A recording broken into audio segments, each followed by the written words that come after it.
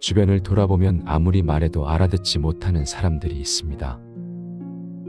분명히 논리적으로 설명했는데 상대방은 고개를 젓고 자신의 주장만 되풀이하고, 목소리를 높여봐도 더 자세히 설명해봐도 벽에 대고 말하는 것 같은 답답함만 커집니다.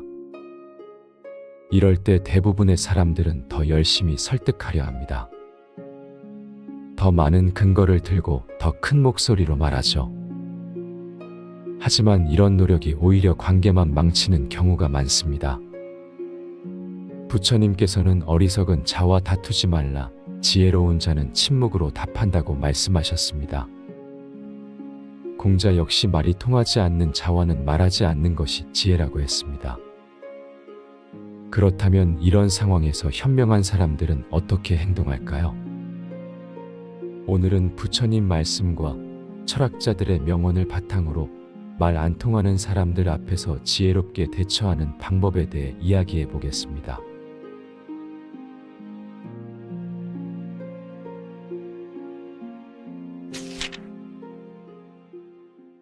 싸우지 않고 말 안 통하는 사람을 제압하는 방법.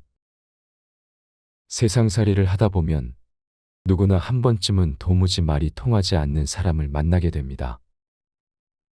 그런 사람과 맞닥뜨렸을 때 우리는 어떻게 지혜롭게 대처할 수 있을까요? 첫 번째, 마음의 평정을 유지하는 것입니다. 부처님은 분노는 마음의 독과 같아서 먼저 자신을 해치고 그 다음에 남을 해친다 라고 말씀하셨습니다. 이 말씀은 우리가 화를 내는 순간 이미 우리 자신이 패배자가 된다는 뜻입니다. 말이 통하지 않는 상대를 만났을 때 가장 먼저 해야 할 일은 자신의 마음을 차분하게 가라앉히는 것입니다. 노자는 물과 같은 마음을 가져라. 물은 만물과 다투지 않으면서도 모든 것을 이긴다 라고 말했습니다. 물이 바위를 뚫는 것처럼 부드러움이 강함을 이기는 법입니다. 상대방이 아무리 흥분하고 화를 내더라도 우리가 평정심을 유지한다면 결국 상대방은 스스로 힘이 빠지게 됩니다. 두 번째, 상대방의 마음을 이해하려고 노력하는 것입니다. 부처님은 모든 존재는 고통에서 벗어나고 싶어 한다 라고 말씀하셨습니다. 말이 통하지 않는 사람도 결국은 자신만의 아픔과 상처를 가지고 있기 때문입니다. 그들의 공격적인 태도 뒤에는 두려움이나 불안감이 숨어 있을 수 있습니다. 공자는 남을 이해하려면 먼저 그 사람의 입장에서 생각해보라 라고 말했습니다. 상대방이 왜 그런 태도를 보이는지, 어떤 상황에 놓여 있는지를 살펴보면 해결의 실마리를 찾을 수 있습니다. 이해한다고 해서 동의하는 것은 아니지만 적어도 상대방을 적으로만 보지 않게 됩니다. 세 번째, 침묵의 힘을 활용하는 것입니다.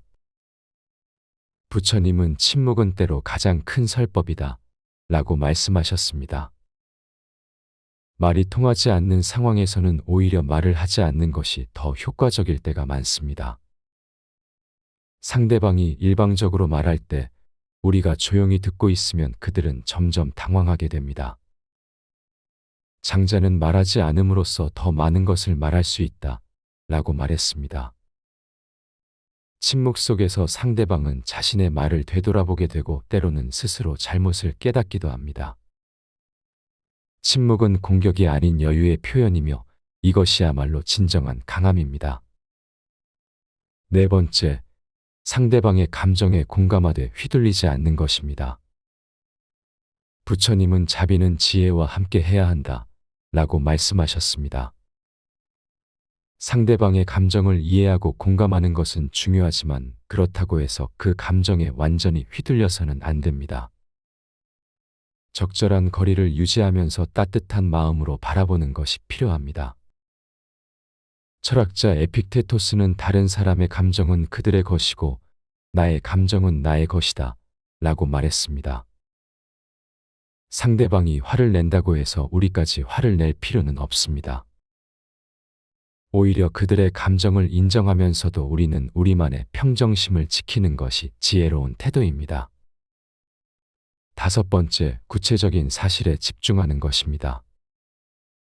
부처님은 진실은 언제나 단순하고 명확하다 라고 말씀하셨습니다. 말이 통하지 않는 상황에서는 감정적인 언쟁보다는 구체적인 사실과 현실에 초점을 맞추는 것이 효과적입니다. 상대방이 아무리 흥분해도 사실은 사실이기 때문입니다. 아리스토텔레스는 논리는 감정보다 강하다 라고 말했습니다. 감정적으로 대응하지 말고 차분하게 사실을 제시하면 상대방도 점차 이성을 되찾게 됩니다. 이때 중요한 것은 상대방을 공격하려는 목적이 아니라 문제를 해결하려는 목적으로 사실을 제시하는 것입니다. 6번째, 상대방에게 선택권을 주는 것입니다.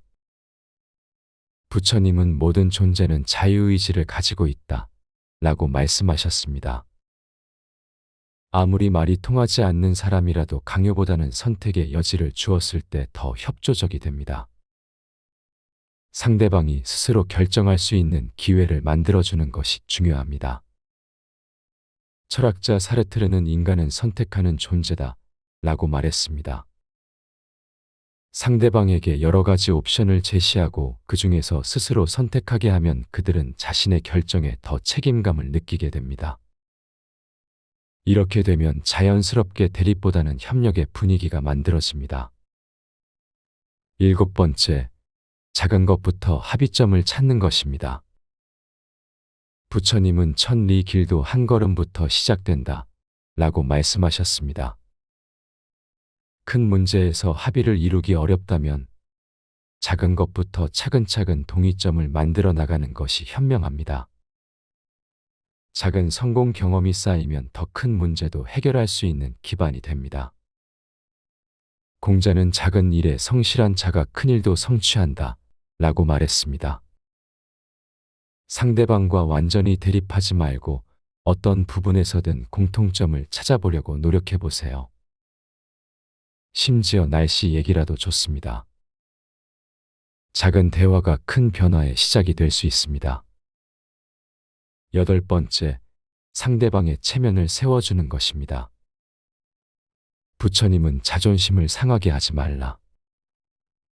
상처받은 자존심은 더 큰 분노를 낳는다 라고 말씀하셨습니다.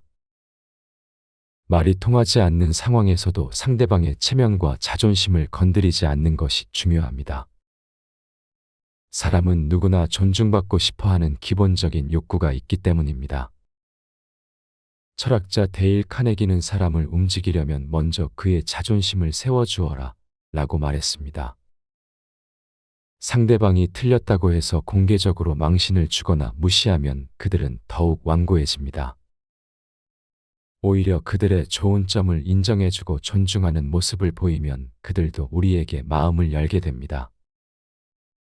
9번째, 시간을 충분히 갖는 것입니다. 부처님은 급하게 서두르는 마음은 지혜를 가린다 라고 말씀하셨습니다. 말이 통하지 않는 상황을 단번에 해결하려고 서두르지 마세요.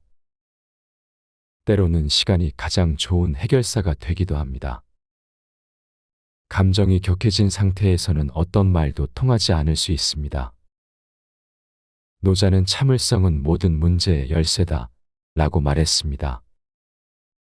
상대방의 감정이 진정될 때까지 기다려주고 적절한 타이밍을 잡아서 대화를 시도하는 것이 현명합니다.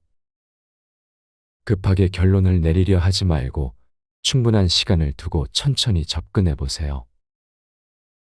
10번째, 제3자의 도움을 받는 것입니다. 부처님은 지혜로운 친구는 1000명의 적보다 값지다 라고 말씀하셨습니다. 직접적인 대화가 어려울 때는 신뢰할 만한 제3자의 중재를 받는 것도 좋은 방법입니다. 중립적인 입장에서 바라보는 사람의 시각이 문제 해결에 도움이 될 수 있습니다. 철학자 아리스토텔레스는 중용의 지혜가 갈등을 해결한다 라고 말했습니다. 당사자들끼리는 감정적으로 얽혀서 객관적인 판단이 어려울 수 있지만 제3자는 보다 냉정하고 균형 잡힌 시각으로 상황을 볼 수 있습니다. 때로는 이런 도움이 막힌 상황을 뚫어주는 열쇠가 됩니다. 11번째, 상대방의 장점을 찾아 인정하는 것입니다. 부처님은 모든 존재에게는 부처의 성품이 있다 라고 말씀하셨습니다. 아무리 까다롭고 말이 통하지 않는 사람이라도 반드시 좋은 면이 있습니다. 그런 부분을 찾아서 진심으로 인정해주면 상대방도 마음의 문을 열게 됩니다. 공자는 세 사람이 가면 반드시 나의 스승이 있다 라고 말했습니다. 심지어 우리와 대립하는 사람에게서도 배울 점이 있다는 뜻입니다. 상대방의 단점에만 집중하지 말고 그들의 강점이나 노력하는 모습을 발견하려고 노력해 보세요. 이런 긍정적인 관점이 관계를 개선하는 첫걸음이 됩니다. 12번째, 자신을 먼저 돌아보는 것입니다. 부처님은 남의 허물을 보기 전에 자신의 허물을 먼저 살펴보라 라고 말씀하셨습니다. 상대방이 말을 안 듣는다고 느낄 때 혹시 우리 자신의 태도나 방식에 문제는 없었는지 되돌아보는 것이 필요합니다. 때로는 우리가 먼저 변해야 상대방도 변할 수 있습니다. 철학자 소크라테스는 너 자신을 알라 라고 말했습니다. 다른 사람을 바꾸려고 하기 전에 먼저 자신을 성찰하고 개선하는 것이 진정한 지혜입니다. 우리가 진정으로 변화하면 그 진정성이 상대방에게도 전달되어 자연스럽게 상황이 개선될 수 있습니다. 결국 말이 통하지 않는 사람을 상대하는 것은 우리 자신의 마음을 다스리는 수행과 같습니다. 화를 내지 않고 지혜롭게 대처하는 그 과정에서 우리는 더 성숙한 사람이 되어갑니다. 모든 만남에는 배움이 있고 모든 갈등에는 성장의 기회가 숨어 있다는 것을 기억하시기 바랍니다. 여러분 모두가 지혜롭고 평화로운 마음으로 모든 관계를 아름답게 가꾸어 나가시길 진심으로 응원합니다. 현명한 사람들이 화를 내지 않는 이유. 화라는 감정은 우리 모든 사람에게 찾아옵니다. 하지만 어떤 사람들은 어떤 상황에서도 화를 내지 않는 것처럼 보입니다. 첫 번째, 화의 본질을 깊이 이해하고 있기 때문입니다. 부처님은 화를 품고 있는 것은 뜨거운 숯덩이를 손에 쥐고 남에게 던지려고 하는 것과 같다. 결국 자신이 먼저 화상을 입게 된다 라고 말씀하셨습니다. 이 말씀은 화가 상대방보다 자신에게 더 큰 해를 끼친다는 진리를 담고 있습니다. 현명한 사람들은 이 진리를 체득하여 화라는 감정이 스스로를 파괴하는 독이라는 것을 알고 있습니다. 노자는 물과 같은 마음을 가져라. 물은 만물을 이롭게 하면서도 다투지 않는다 라고 말했습니다. 물처럼 유연하고 부드러운 마음으로 살아갈 때 화라는 감정에 휘둘리지 않을 수 있습니다. 철학자 세네카는 화는 잠시 미쳐버리는 것과 같다 라고 표현했습니다. 현명한 사람들은 이런 일시적인 광기에 자신을 맡기지 않습니다. 두 번째, 모든 일에는 원인과 결과가 있다는 인과 법칙을 받아들이기 때문입니다. 부처님은 모든 현상은 조건에 따라 일어난다. 조건이 모이면 생기고 조건이 흩어지면 사라진다 라고 말씀하셨습니다. 상대방이 화나게 하는 행동을 할 때에도 그 사람 나름의 조건과 상황이 있다는 것을 이해합니다. 그렇기 때문에 개인적으로 받아들이지 않습니다.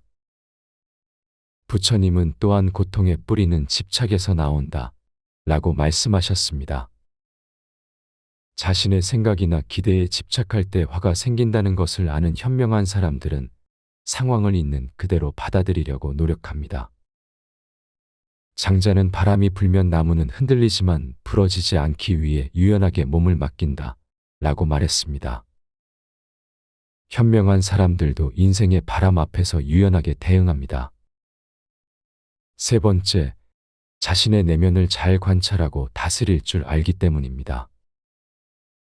부처님은 자신을 정복하는 것이 1000번의 전투에서 이기는 것보다 낫다 라고 말씀하셨습니다. 현명한 사람들은 끊임없이 자신의 마음을 관찰하고 화라는 감정이 일어나는 순간을 놓치지 않습니다. 그리고 그 감정이 행동으로 나타나기 전에 멈출 줄 압니다. 부처님은 마음이 모든 것의 주인이다. 마음이 맑으면 모든 것이 맑고 마음이 어두우면 모든 것이 어둡다 라고 말씀하셨습니다. 자신의 마음 상태를 잘 파악하고 있는 현명한 사람들은 화라는 어둠이 마음을 지배하지 않도록 관리합니다. 공자는 하루에 3번 자신을 돌아본다 라고 말했습니다. 이처럼 꾸준한 자기 성찰을 통해 감정을 조절하는 능력을 기릅니다. 4번째, 화를 내는 것이 문제 해결에 도움이 되지 않는다는 것을 알기 때문입니다. 부처님은 화는 화로서 끝나지 않는다. 오직 사랑으로만 끝날 수 있다 라고 말씀하셨습니다. 화를 내면 상대방도 화를 내게 되고 결국 문제는 더 커질 뿐입니다. 현명한 사람들은 이런 악순환을 끊고 근본적인 해결책을 찾으려고 합니다. 부처님은 마른 마음의 화살이다. 한번 날아간 화살은 되돌릴 수 없다 라고 말씀하셨습니다. 화가 났을 때 내뱉는 말들이 관계를 얼마나 깊이 상처 입히는지 알고 있기 때문에 신중하게 말을 선택합니다. 철학자 아리스토텔레스는 화를 내는 것은 쉽다. 하지만 적절한 상대에게 적절한 정도로 적절한 때에 적절한 목적으로 적절한 방식으로 화를 내는 것은 어렵다 라고 말했습니다. 진정한 지혜는 감정을 적절히 조절하는 데 있습니다. 5번째, 상대방의 입장에서 생각해보는 습관이 있기 때문입니다. 부처님은 모든 생명체는 행복을 원하고 고통을 피하고 싶어 한다 라고 말씀하셨습니다. 화나게 하는 상대방도 결국은 자신만의 고통과 어려움 속에서 살아가는 존재라는 것을 이해합니다. 그렇기 때문에 미움보다는 연민의 마음이 먼저 일어납니다. 부처님은 증오는 증오로 멈추지 않는다. 사랑으로만 멈출 수 있다 라고 말씀하셨습니다. 상대방을 이해하려는 마음에서 진정한 평화가 시작됩니다. 맹자는 측은지심은 인간의 본성이다 라고 말했습니다. 다른 사람의 고통을 이해하고 공감하는 마음이야말로 인간다운 마음입니다. 6번째, 현재 순간에 집중하며 살아가기 때문입니다. 부처님은 과거는 이미 지나갔고 미래는 아직 오지 않았다. 오직 현재 이 순간만이 우리가 살 수 있는 시간이다 라고 말씀하셨습니다. 화라는 감정은 대부분 과거의 상처나 미래의 걱정에서 나옵니다. 현재에 온전히 머물 때 마음의 평화를 찾을 수 있습니다. 부처님은 마음 챙김은 깨달음으로 가는 유일한 길이다 라고 말씀하셨습니다. 지금 이 순간 일어나는 감정과 생각을 있는 그대로 바라보는 연습을 통해 화라는 감정에 휘둘리지 않는 힘을 기릅니다. 철학자 마르쿠스 아우렐리우스는 현재 순간은 우리가 가진 유일한 시간이다 라고 말했습니다. 과거에 얽매이지 않고 미래를 걱정하지 않을 때 진정한 자유를 경험할 수 있습니다. 7번째, 겸손한 마음으로 자신의 한계를 인정하기 때문입니다. 부처님은 무지를 아는 것이 지혜의 시작이다 라고 말씀하셨습니다. 자신이 모든 것을 알고 있다고 생각할 때 교만해지고 다른 사람의 행동을 쉽게 판단하게 됩니다. 하지만 자신의 한계를 인정하는 겸손한 사람은 상대방을 성급하게 판단하지 않습니다. 부처님은 모든 존재는 서로 연결되어 있다 라고 말씀하셨습니다. 자신도 완벽하지 않은 존재이고 다른 사람들과 마찬가지로 실수할 수 있다는 것을 아는 사람은 다른 사람의 실수에 대해서도 관대해집니다. 소크라테스는 나는 내가 무지하다는 것을 안다 라고 말했습니다. 진정한 지혜는 자신의 무지를 인정하는 데서 시작됩니다. 8번째, 내면의 평화를 더 소중히 여기기 때문입니다. 부처님은 건강이 가장 큰 선물이고 만족이 가장 큰 부이며 평온한 마음이 가장 큰 행복이다 라고 말씀하셨습니다. 현명한 사람들은 일시적인 감정의 분출보다 지속적인 마음의 평화를 더 중요하게 생각합니다. 부처님은 평화는 내면에서 나온다. 밖에서 찾지 말라 라고 말씀하셨습니다. 외부 상황에 흔들리지 않는 내면의 안정감을 유지하는 것이 진정한 강함입니다. 철학자 에픽테토스는 우리를 괴롭히는 것은 사건 자체가 아니라 사건에 대한 우리의 판단이다 라고 말했습니다. 상황 자체보다 그 상황을 바라보는 마음가짐이 더 중요합니다. 9번째, 화를 건설적인 에너지로 변환할 줄 알기 때문입니다. 부처님은 연꽃은 진흙에서 피어나지만 진흙에 물들지 않는다 라고 말씀하셨습니다. 어려운 상황이나 화나는 일들을 성장의 기회로 받아들이는 지혜를 가지고 있습니다. 화라는 에너지를 파괴적으로 사용하지 않고 창조적으로 활용합니다. 부처님은 고통이 없다면 기쁨의 가치를 알 수 없다 라고 말씀하셨습니다. 힘든 경험조차도 인생의 소중한 가르침으로 받아들입니다. 노자는 부드러운 것이 단단한 것을 이긴다 라고 말했습니다. 화라는 단단한 감정을 부드러운 지혜로 녹여내는 능력을 가지고 있습니다. 10번째, 진정한 강함이 무엇인지 알고 있기 때문입니다. 부처님은 참을성은 최고의 고행이다 라고 말씀하셨습니다. 화를 참는 것이 약함이 아니라 진정한 강함이라는 것을 아는 사람들은 감정을 조절하는 것을 수행으로 여깁니다. 부처님은 원수를 사랑으로 이기고 악을 선으로 이기며 거짓을 진실로 이긴다 라고 말씀하셨습니다. 맞서 싸우는 것보다 포용하는 것이 더 큰 용기와 지혜를 필요로 합니다. 철학자 니체는 강한 자는 복수하지 않는다 라고 말했습니다. 진정으로 강한 사람은 다른 사람의 행동에 좌우되지 않고 자신의 길을 걸어갑니다. 11번째, 삶의 무상함을 깊이 깨달았기 때문입니다. 부처님은 모든 것은 변한다. 이것이 유일한 불변의 법칙이다 라고 말씀하셨습니다. 화나는 상황도 영원하지 않고 결국 지나갈 것이라는 것을 아는 현명한 사람들은 일시적인 감정에 크게 휘둘리지 않습니다. 부처님은 강물은 항상 흐른다. 같은 물은 다시 지나가지 않는다 라고 말씀하셨습니다. 매 순간이 새롭게 태어나고 사라지는 것처럼 화라는 감정도 붙잡고 있을 필요가 없습니다. 헤라클레이토스는 같은 강물에 2번 발을 담글 수 없다 라고 말했습니다. 모든 것이 변화하는 세상에서 집착하지 않는 것이 지혜입니다. 12번째, 진정한 행복이 무엇인지 알고 있기 때문입니다. 부처님은 마음이 평화로우면 어디서든 행복할 수 있고 마음이 어지러우면 어디에 있어도 고통스럽다 라고 말씀하셨습니다. 외부 조건에 의존하지 않는 내면의 행복을 추구하는 현명한 사람들은 다른 사람의 행동 때문에 자신의 평화를 깨뜨리지 않습니다. 부처님은 1000개의 촛불을 켜도 첫 번째 촛불의 빛이 줄어들지 않는다 라고 말씀하셨습니다. 다른 사람에게 선의를 베푸는 것이 자신의 행복을 감소시키지 않는다는 것을 알고 있습니다. 철학자 아리스토텔레스는 행복은 마음의 상태이다 라고 말했습니다. 진정한 행복은 외부에서 찾는 것이 아니라 내면에서 만들어가는 것입니다. 현명한 사람들이 화를 내지 않는 이유는 단순히 참을성이 좋아서가 아닙니다. 그들은 화라는 감정의 본질을 이해하고 더 깊은 차원에서 삶을 바라보는 지혜를 가지고 있기 때문입니다.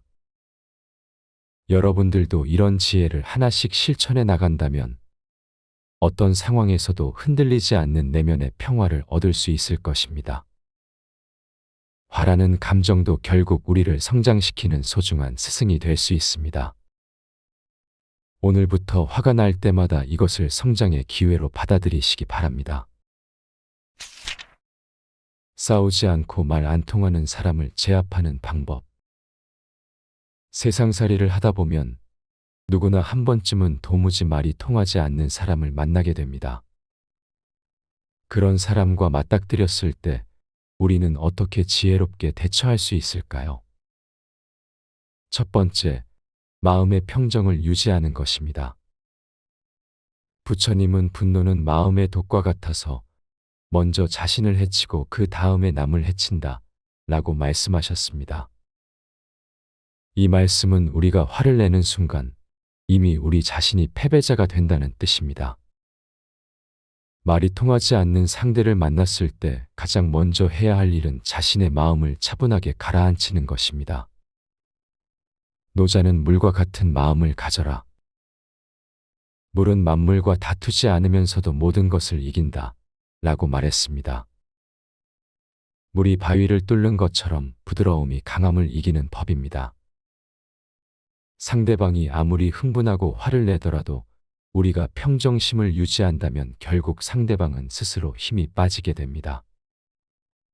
두 번째, 상대방의 마음을 이해하려고 노력하는 것입니다. 부처님은 모든 존재는 고통에서 벗어나고 싶어 한다 라고 말씀하셨습니다. 말이 통하지 않는 사람도 결국은 자신만의 아픔과 상처를 가지고 있기 때문입니다. 그들의 공격적인 태도 뒤에는 두려움이나 불안감이 숨어 있을 수 있습니다. 공자는 남을 이해하려면 먼저 그 사람의 입장에서 생각해보라 라고 말했습니다. 상대방이 왜 그런 태도를 보이는지, 어떤 상황에 놓여 있는지를 살펴보면 해결의 실마리를 찾을 수 있습니다. 이해한다고 해서 동의하는 것은 아니지만 적어도 상대방을 적으로만 보지 않게 됩니다. 세 번째, 침묵의 힘을 활용하는 것입니다. 부처님은 침묵은 때로 가장 큰 설법이다 라고 말씀하셨습니다. 말이 통하지 않는 상황에서는 오히려 말을 하지 않는 것이 더 효과적일 때가 많습니다. 상대방이 일방적으로 말할 때 우리가 조용히 듣고 있으면 그들은 점점 당황하게 됩니다. 장자는 말하지 않음으로써 더 많은 것을 말할 수 있다 라고 말했습니다. 침묵 속에서 상대방은 자신의 말을 되돌아보게 되고 때로는 스스로 잘못을 깨닫기도 합니다. 침묵은 공격이 아닌 여유의 표현이며 이것이야말로 진정한 강함입니다. 네 번째, 상대방의 감정에 공감하되 휘둘리지 않는 것입니다. 부처님은 자비는 지혜와 함께 해야 한다 라고 말씀하셨습니다. 상대방의 감정을 이해하고 공감하는 것은 중요하지만 그렇다고 해서 그 감정에 완전히 휘둘려서는 안 됩니다. 적절한 거리를 유지하면서 따뜻한 마음으로 바라보는 것이 필요합니다. 철학자 에픽테토스는 다른 사람의 감정은 그들의 것이고 나의 감정은 나의 것이다 라고 말했습니다. 상대방이 화를 낸다고 해서 우리까지 화를 낼 필요는 없습니다. 오히려 그들의 감정을 인정하면서도 우리는 우리만의 평정심을 지키는 것이 지혜로운 태도입니다. 다섯 번째, 구체적인 사실에 집중하는 것입니다. 부처님은 진실은 언제나 단순하고 명확하다 라고 말씀하셨습니다. 말이 통하지 않는 상황에서는 감정적인 언쟁보다는 구체적인 사실과 현실에 초점을 맞추는 것이 효과적입니다. 상대방이 아무리 흥분해도 사실은 사실이기 때문입니다. 아리스토텔레스는 논리는 감정보다 강하다 라고 말했습니다. 감정적으로 대응하지 말고 차분하게 사실을 제시하면 상대방도 점차 이성을 되찾게 됩니다. 이때 중요한 것은 상대방을 공격하려는 목적이 아니라 문제를 해결하려는 목적으로 사실을 제시하는 것입니다. 여섯 번째, 상대방에게 선택권을 주는 것입니다. 부처님은 모든 존재는 자유의지를 가지고 있다 라고 말씀하셨습니다. 아무리 말이 통하지 않는 사람이라도 강요보다는 선택의 여지를 주었을 때 더 협조적이 됩니다. 상대방이 스스로 결정할 수 있는 기회를 만들어주는 것이 중요합니다. 철학자 사르트르는 인간은 선택하는 존재다 라고 말했습니다. 상대방에게 여러 가지 옵션을 제시하고 그 중에서 스스로 선택하게 하면 그들은 자신의 결정에 더 책임감을 느끼게 됩니다. 이렇게 되면 자연스럽게 대립보다는 협력의 분위기가 만들어집니다. 7번째, 작은 것부터 합의점을 찾는 것입니다. 부처님은 천 리 길도 한 걸음부터 시작된다 라고 말씀하셨습니다. 큰 문제에서 합의를 이루기 어렵다면 작은 것부터 차근차근 동의점을 만들어 나가는 것이 현명합니다. 작은 성공 경험이 쌓이면 더 큰 문제도 해결할 수 있는 기반이 됩니다. 공자는 작은 일에 성실한 자가 큰 일도 성취한다 라고 말했습니다. 상대방과 완전히 대립하지 말고 어떤 부분에서든 공통점을 찾아보려고 노력해 보세요. 심지어 날씨 얘기라도 좋습니다. 작은 대화가 큰 변화의 시작이 될 수 있습니다. 8번째, 상대방의 체면을 세워주는 것입니다. 부처님은 자존심을 상하게 하지 말라. 상처받은 자존심은 더 큰 분노를 낳는다 라고 말씀하셨습니다. 말이 통하지 않는 상황에서도 상대방의 체면과 자존심을 건드리지 않는 것이 중요합니다. 사람은 누구나 존중받고 싶어 하는 기본적인 욕구가 있기 때문입니다. 철학자 데일 카네기는 사람을 움직이려면 먼저 그의 자존심을 세워주어라 라고 말했습니다. 상대방이 틀렸다고 해서 공개적으로 망신을 주거나 무시하면 그들은 더욱 완고해집니다. 오히려 그들의 좋은 점을 인정해주고 존중하는 모습을 보이면 그들도 우리에게 마음을 열게 됩니다. 9번째, 시간을 충분히 갖는 것입니다. 부처님은 급하게 서두르는 마음은 지혜를 가린다 라고 말씀하셨습니다. 말이 통하지 않는 상황을 단번에 해결하려고 서두르지 마세요. 때로는 시간이 가장 좋은 해결사가 되기도 합니다. 감정이 격해진 상태에서는 어떤 말도 통하지 않을 수 있습니다. 노자는 참을성은 모든 문제의 열쇠다 라고 말했습니다. 상대방의 감정이 진정될 때까지 기다려주고 적절한 타이밍을 잡아서 대화를 시도하는 것이 현명합니다.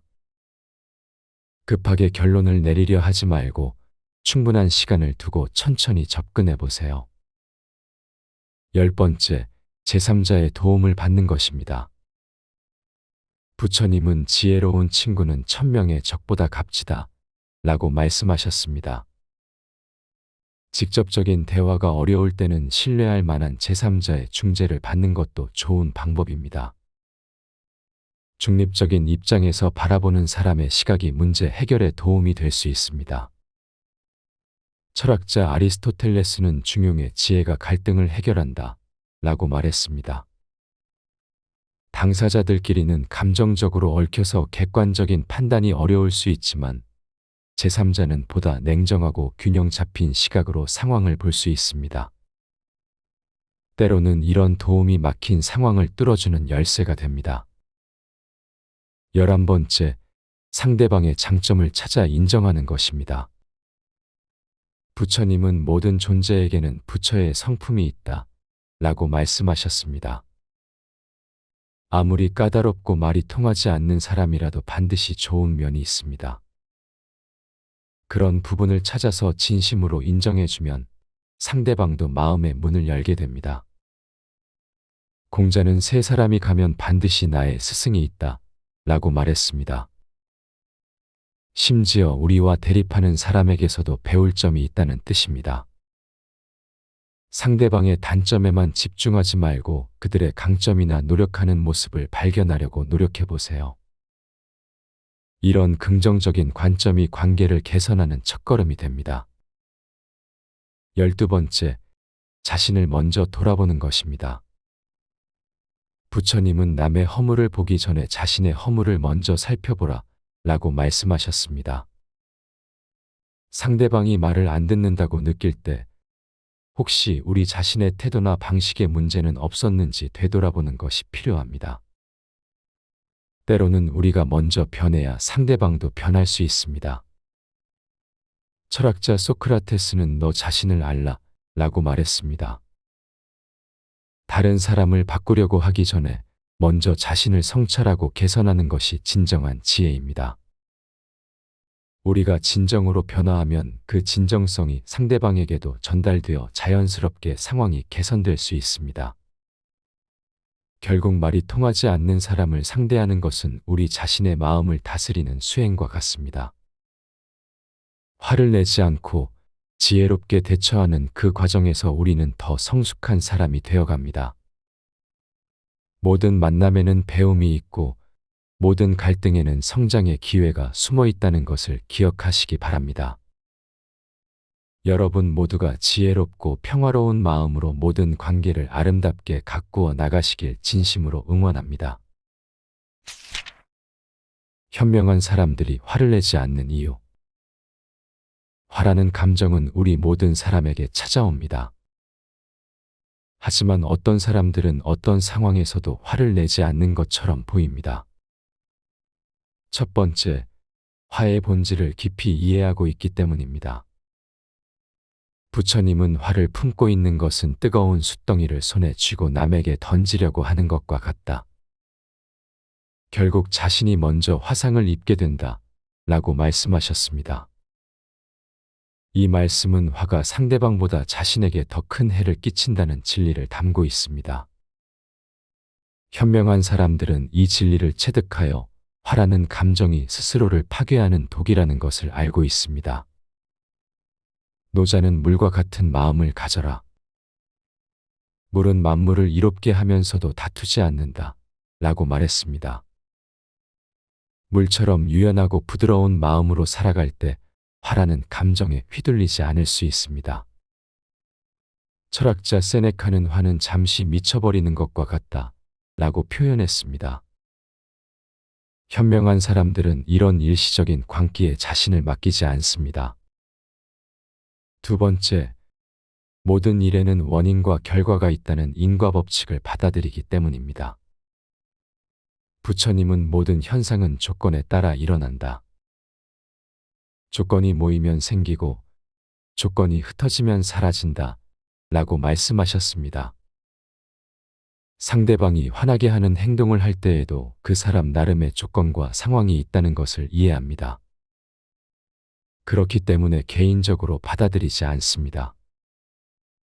부처님은 또한 고통의 뿌리는 집착에서 나온다 라고 말씀하셨습니다. 자신의 생각이나 기대에 집착할 때 화가 생긴다는 것을 아는 현명한 사람들은 상황을 있는 그대로 받아들이려고 노력합니다. 장자는 바람이 불면 나무는 흔들리지만 부러지지 않기 위해 유연하게 몸을 맡긴다 라고 말했습니다. 현명한 사람들도 인생의 바람 앞에서 유연하게 대응합니다. 세 번째, 자신의 내면을 잘 관찰하고 다스릴 줄 알기 때문입니다. 부처님은 자신을 정복하는 것이 1000번의 전투에서 이기는 것보다 낫다 라고 말씀하셨습니다. 현명한 사람들은 끊임없이 자신의 마음을 관찰하고 화라는 감정이 일어나는 순간을 놓치지 않습니다. 그리고 그 감정이 행동으로 나타나기 전에 멈출 줄 압니다. 부처님은 마음이 모든 것의 주인이다. 마음이 맑으면 모든 것이 맑고 마음이 어두우면 모든 것이 어둡다 라고 말씀하셨습니다. 자신의 마음 상태를 잘 파악하고 있는 현명한 사람들은 화라는 어둠이 마음을 지배하지 않도록 관리합니다. 공자는 하루에 3번 자신을 돌아본다 라고 말했습니다. 이처럼 꾸준한 자기 성찰을 통해 감정을 조절하는 능력을 기릅니다. 네 번째, 화를 내는 것이 문제 해결에 도움이 되지 않는다는 것을 알기 때문입니다. 부처님은 화는 화로서 끝나지 않는다. 오직 사랑으로만 끝날 수 있다 라고 말씀하셨습니다.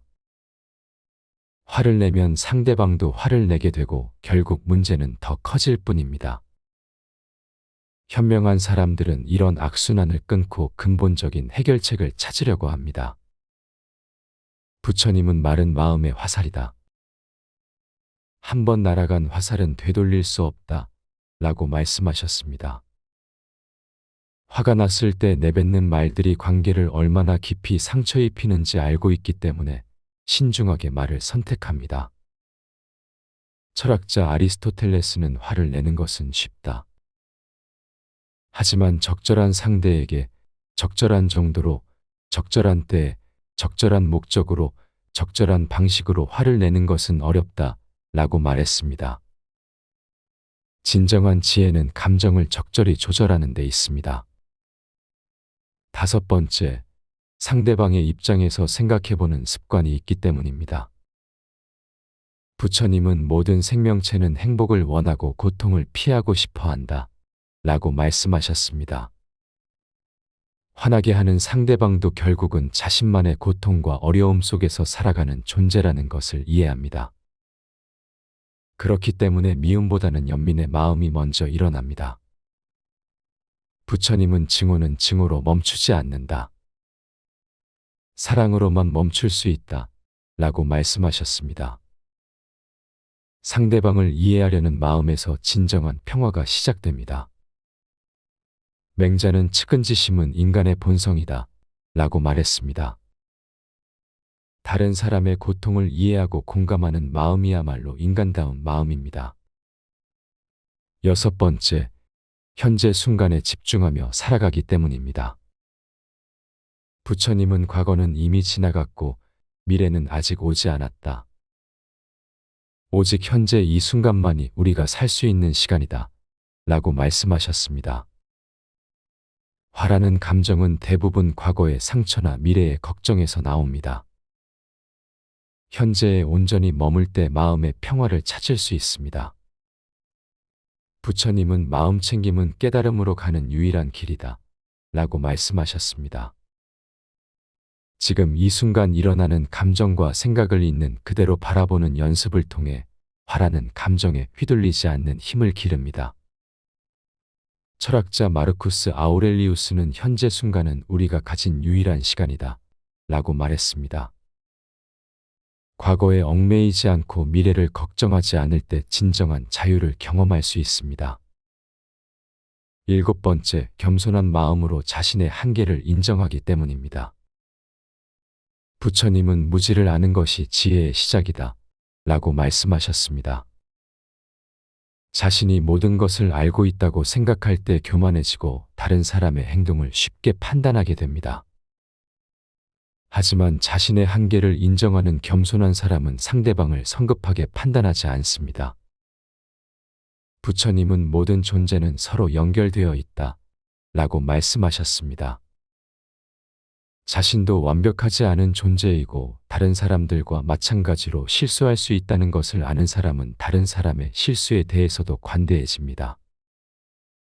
소크라테스는 나는 내가 무지하다는 것을 안다 라고 말했습니다.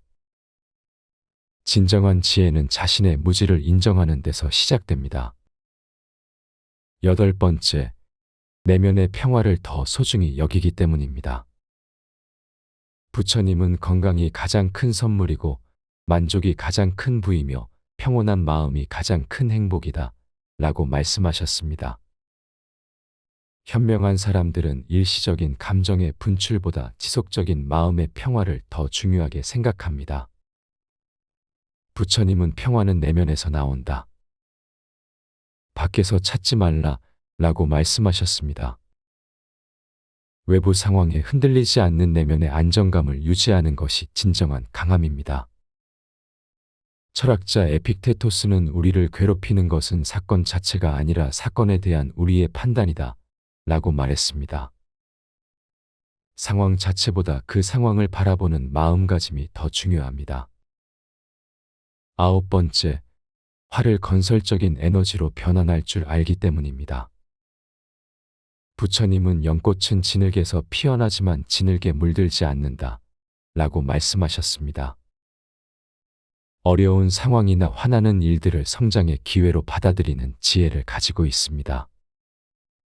화라는 에너지를 파괴적으로 사용하지 않고 창조적으로 활용합니다. 부처님은 고통이 없다면 기쁨의 가치를 알 수 없다 라고 말씀하셨습니다. 힘든 경험조차도 인생의 소중한 가르침으로 받아들입니다. 노자는 부드러운 것이 단단한 것을 이긴다 라고 말했습니다. 화라는 단단한 감정을 부드러운 지혜로 녹여내는 능력을 가지고 있습니다. 10번째, 진정한 강함이 무엇인지 알고 있기 때문입니다. 부처님은 참을성은 최고의 고행이다 라고 말씀하셨습니다. 화를 참는 것이 약함이 아니라 진정한 강함이라는 것을 아는 사람들은 감정을 조절하는 것을 수행으로 여깁니다. 부처님은 원수를 사랑으로 이기고 악을 선으로 이기며 거짓을 진실로 이긴다 라고 말씀하셨습니다. 맞서 싸우는 것보다 포용하는 것이 더 큰 용기와 지혜를 필요로 합니다. 철학자 니체는 강한 자는 복수하지 않는다 라고 말했습니다. 진정으로 강한 사람은 다른 사람의 행동에 좌우되지 않고 자신의 길을 걸어갑니다. 11번째, 삶의 무상함을 깊이 깨달았기 때문입니다. 부처님은 모든 것은 변한다. 이것이 유일한 불변의 법칙이다 라고 말씀하셨습니다. 화나는 상황도 영원하지 않고 결국 지나갈 것이라는 것을 아는 현명한 사람들은 일시적인 감정에 크게 휘둘리지 않습니다. 부처님은 강물은 항상 흐른다. 같은 물은 다시 지나가지 않는다 라고 말씀하셨습니다. 매 순간이 새롭게 태어나고 사라지는 것처럼 화라는 감정도 붙잡고 있을 필요가 없습니다. 헤라클레이토스는 같은 강물에 2번 발을 담글 수 없다 라고 말했습니다. 모든 것이 변화하는 세상에서 집착하지 않는 것이 지혜입니다. 12번째, 진정한 행복이 무엇인지 알고 있기 때문입니다. 부처님은 마음이 평화로우면 어디서든 행복할 수 있고 마음이 어지러우면 어디에 있어도 고통스럽다 라고 말씀하셨습니다. 외부 조건에 의존하지 않는 내면의 행복을 추구하는 현명한 사람들은 다른 사람의 행동 때문에 자신의 평화를 깨뜨리지 않습니다. 부처님은 1000개의 촛불을 켜도 첫 번째 촛불의 빛이 줄어들지 않는다 라고 말씀하셨습니다. 다른 사람에게 선의를 베푸는 것이 자신의 행복을 감소시키지 않는다는 것을 알고 있습니다. 철학자 아리스토텔레스는 행복은 마음의 상태이다 라고 말했습니다. 진정한 행복은 외부에서 찾는 것이 아니라 내면에서 만들어가는 것입니다. 현명한 사람들이 화를 내지 않는 이유는 단순히 참을성이 좋아서가 아닙니다. 그들은 화라는 감정의 본질을 이해하고 더 깊은 차원에서 삶을 바라보는 지혜를 가지고 있기 때문입니다. 여러분들도 이런 지혜를 하나씩 실천해 나간다면 어떤 상황에서도 흔들리지 않는 내면의 평화를 얻을 수 있을 것입니다. 화라는 감정도 결국 우리를 성장시키는 소중한 스승이 될 수 있습니다. 오늘부터 화가 날 때마다 이것을 성장의 기회로 받아들이시기 바랍니다. 싸우지 않고 말 안 통하는 사람을 제압하는 방법. 세상살이를 하다 보면 누구나 한 번쯤은 도무지 말이 통하지 않는 사람을 만나게 됩니다. 그런 사람과 맞닥뜨렸을 때 우리는 어떻게 지혜롭게 대처할 수 있을까요? 첫 번째, 마음의 평정을 유지하는 것입니다. 부처님은 분노는 마음의 독과 같아서 먼저 자신을 해치고 그 다음에 남을 해친다 라고 말씀하셨습니다. 이 말씀은 우리가 화를 내는 순간 이미 우리 자신이 패배자가 된다는 뜻입니다. 말이 통하지 않는 상대를 만났을 때 가장 먼저 해야 할 일은 자신의 마음을 차분하게 가라앉히는 것입니다. 노자는 물과 같은 마음을 가져라. 물은 만물과 다투지 않으면서도 모든 것을 이긴다 라고 말했습니다. 물이 바위를 뚫는 것처럼 부드러움이 강함을 이기는 법입니다. 상대방이 아무리 흥분하고 화를 내더라도 우리가 평정심을 유지한다면 결국 상대방은 스스로 힘이 빠지게 됩니다. 두 번째, 상대방의 마음을 이해하려고 노력하는 것입니다. 부처님은 모든 존재는 고통에서 벗어나고 싶어 한다 라고 말씀하셨습니다. 말이 통하지 않는 사람도 결국은 자신만의 아픔과 상처를 가지고 있기 때문입니다. 그들의 공격적인 태도 뒤에는 두려움이나 불안감이 숨어 있을 수 있습니다. 공자는 남을 이해하려면 먼저 그 사람의 입장에서 생각해보라 라고 말했습니다. 상대방이 왜 그런 태도를 보이는지, 어떤 상황에 놓여 있는지를 살펴보면 해결의 실마리를 찾을 수 있습니다. 이해한다고 해서 동의하는 것은 아니지만 적어도 상대방을 적으로만 보지 않게 됩니다. 세 번째, 침묵의 힘을 활용하는 것입니다. 부처님은 침묵은 때로 가장 큰 설법이다 라고 말씀하셨습니다. 말이 통하지 않는 상황에서는 오히려 말을 하지 않는 것이 더 효과적일 때가 많습니다. 상대방이 일방적으로 말할 때 우리가 조용히 듣고 있으면 그들은 점점 당황하게 됩니다. 장자는 말하지 않음으로써 더 많은 것을 말할 수 있다 라고 말했습니다. 침묵 속에서 상대방은 자신의 말을 되돌아보게 되고 때로는 스스로 잘못을 깨닫기도 합니다. 침묵은 공격이 아닌 여유의 표현이며 이것이야말로 진정한 강함입니다. 네 번째, 상대방의 감정에 공감하되 휘둘리지 않는 것입니다. 부처님은 자비는 지혜와 함께 해야 한다 라고 말씀하셨습니다. 상대방의 감정을 이해하고 공감하는 것은 중요하지만 그렇다고 해서 그 감정에 완전히 휘둘려서는 안 됩니다. 적절한 거리를 유지하면서 따뜻한 마음으로 바라보는 것이 필요합니다. 철학자 에픽테토스는 다른 사람의 감정은 그들의 것이고 나의 감정은 나의 것이다 라고 말했습니다. 상대방이 화를 낸다고 해서 우리까지 화를 낼 필요는 없습니다.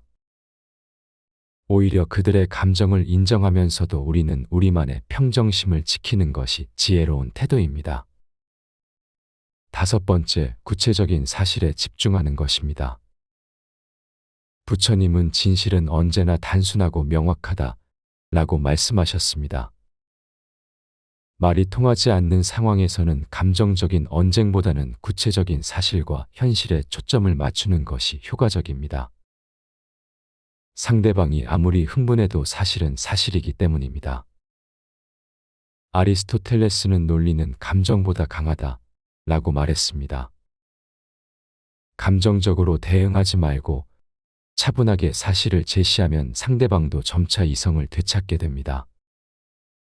이때 중요한 것은 상대방을 공격하려는 목적이 아니라 문제를 해결하려는 목적으로 사실을 제시하는 것입니다. 여섯 번째, 상대방에게 선택권을 주는 것입니다. 부처님은 모든 존재는 자유의지를 가지고 있다 라고 말씀하셨습니다. 아무리 말이 통하지 않는 사람이라도 강요보다는 선택의 여지를 주었을 때 더 협조적이 됩니다. 상대방이 스스로 결정할 수 있는 기회를 만들어주는 것이 중요합니다. 철학자 사르트르는 인간은 선택하는 존재다 라고 말했습니다. 상대방에게 여러 가지 옵션을 제시하고 그 중에서 스스로 선택하게 하면 그들은 자신의 결정에 더 책임감을 느끼게 됩니다.